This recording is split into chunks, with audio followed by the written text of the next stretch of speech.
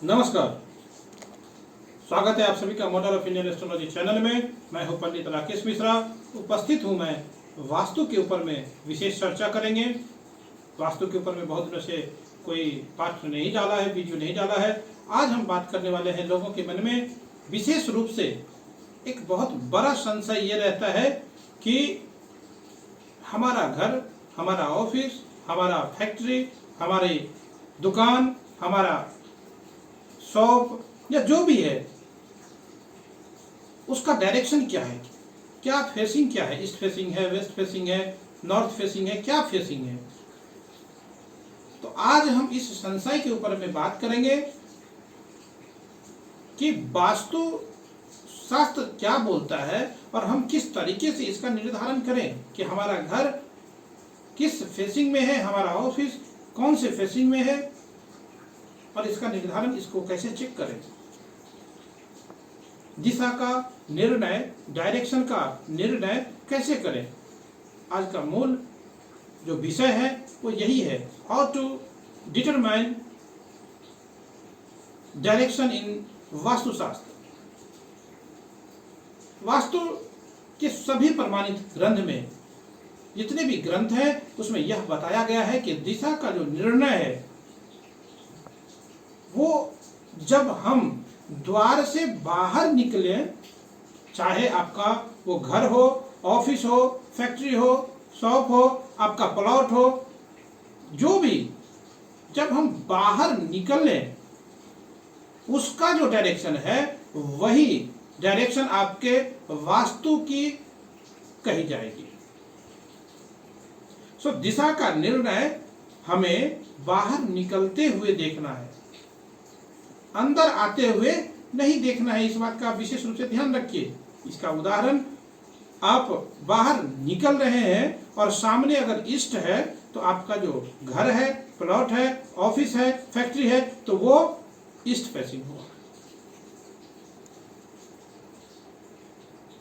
आपका ये घर या ऑफिस ये पूर्वाभिमुख इसको कहेंगे। या आप उत्तर है, सामने अगर आप घर से निकल रहे हैं, प्लॉट से निकल रहे हैं, सामने उत्तर है, दक्षिण है, तो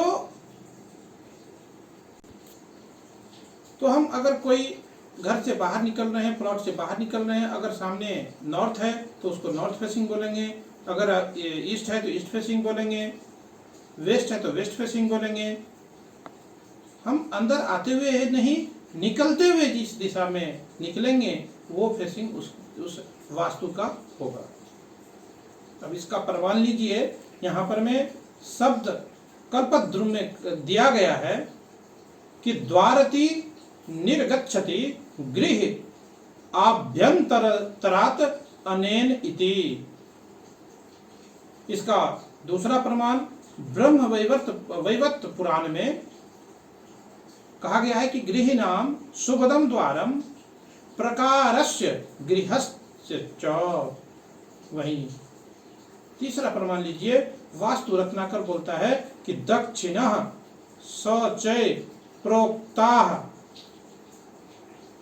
मंदिरान निह सुते सती।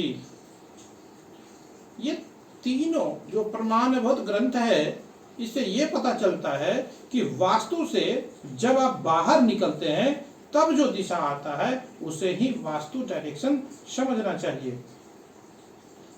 अब लोगों को एक और बहुत बड़ी बात है कि जिसको लोगों को संशय रहता है दिमाग में कि दिशा कहाँ से मार्क करना चाहिए। सपोज आप घर में हैं या प्लॉट में हैं तो हमें उस दिशा का मार्क कहाँ से करना चाहिए।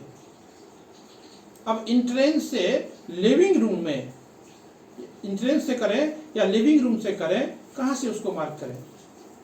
तो वास्तु के सभी ग्रंथों में बिना किसी झंझट के, बिना किसी संशय से कहा गया है कि वास्तु का निर्णय जो लेना है वो वास्तु के सेंटर से लेना है। उसको ब्रह्म स्थान भी कहते हैं, ब्रह्म स्थान से लेना है। इसके लिए मई मतम नामक गृहस्थ, जो मई मतम नामक जो ग्रंथ है उसमें कहा गया है कि गृहस्थ वास्तु मध्य तू समम कृत्वा भुवः स्थलम। विश्वकर्मा प्रकाश में भी कहा गया है कि तस्मिन् दिक् साधनम कार्य वृत्त मध्यगते दिशि। ब्रह्मस्थान या सेंटर में जाने के बाद इंट्रेंस की तरफ कौन सी दिशा आ रहा है, उसके आधार पर हमारा वास्तु यहाँ से पता चलता है। ये नॉर्थ फेसिंग है, ईस्ट फेसिंग है या कुछ भी, उसका पता आपको वहीं से पता चलता है। अब देखिए ये जो 360 डिग्री है, अब 360 डिग्री को और 8 दिशा है, ईस्ट वेस्ट नॉर्थ साउथ। अब जैसे आप नॉर्थ ईस्ट नॉर्थ वेस्ट कहते हैं, ईशान कोण, अग्नि कोण, नैऋत्य कोण और वायव्य कोण, तो 8 दिशा हो गया। तो 360 मल्टीप्लाई बाय अगर 8 करेंगे, 360 डिवाइडेड बाय 8 करेंगे तो कितना हो जाएगा 45 डिग्री। तो जब आप नॉर्थ से ईस्ट के बीच में अगर मध्य में अगर आप डायरेक्शन का माप निकालेंगे तो उसका होता है 22.5 डिग्री, 22.5 डिग्री। अब यहाँ पर में ये देखना है कि हम जब सेंटर में खड़े हैं तो वहाँ से, क्योंकि जो भी कैंपस है उससे जब हम देखते हैं तो वहाँ से पता चलता है हमें कि ये कौन से कितने डिग्री पे इसका डायरेक्शन है। अब इसका डायरेक्ट ईस्ट फेसिंग है तो वो डिग्री के हिसाब से उसका मेजरमेंट होता है वहां पर में। आप ईस्ट फेसिंग बोलिए इसको, या तो फिर नॉर्थ ईस्ट फेस है या साउथ वेस्ट फेस है, क्या फेसिंग है उसका, तो उसका निर्धारण इस तरीके से किया जाता है। मेरे हिसाब से वास्तु के लिए ये जो सभी लोगों के, मैक्सिमम लोगों को इस बात की जानकारी नहीं होती है, बहुत ज़्यादा कन्फ्यूजन रहता है। हमें बहुत जगह पे इस चीज़ का लोग चर्चा करते हैं, पूछते हैं, तो हम इसीलिए सोचा कि आप लोगों को इस चीज़ से अवगत कराएं।